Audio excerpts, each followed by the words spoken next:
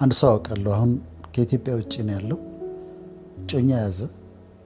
ከዛ እጮኛ ይዞ አንድ ቀን ቤቷ ሲሄድ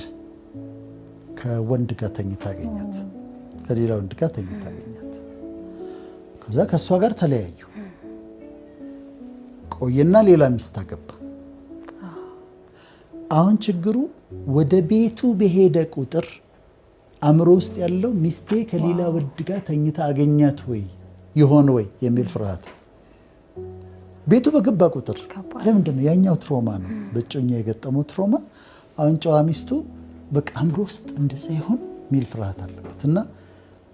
እውነት ለመናገር በጣም ረብሿቸው ነበር እሷ ደግሞ መታመን ትፈልጋለች የምን ሌላ ወንድ ነው የምታወራው ትላለች እሱ ደግሞ ያ ፒክቸር አለበት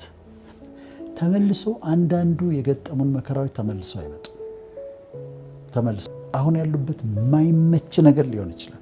ከባድ ሊሆን ይችላል ግን የሚገርመው ነገር የሚያልፍ አይመስልም ያልፋል ማጣቱም ያልፋል ችግሩም ያልፋል ህመም ያልፋል የተለያዩ ነገሮች በህይወታችን የማያስደስቱን ነገሮች ይመጡና ግን ያልፋሉ ማለፍ ብቻ አይደለም ይረሳሉ ይሄን ያስተምረናል እና እዛ ውስጥ ያሉትን ማለት እንፈልገው ይሄን ነው አራተኛው አንዳንዱ ነገር ተመልሶ እንደማይመጣ ማወቅ አለብን አሁን አንዴ ተሰቀለ ዳግም አይሰቀል እናቱ አንዴ ያለቀሰች ዳግም አታለቅስ በቃ አለፈ አይደገም ለምሳሌ አንዳንዴ ይሄ ትራውማ የሚባል ነገር ለምሳሌ መኪና አደጋ የደረሰባቸው ሰዎች ያውቃሉ መኪና አደጋ ደርሶባቸው ከዛ በኋላ መኪና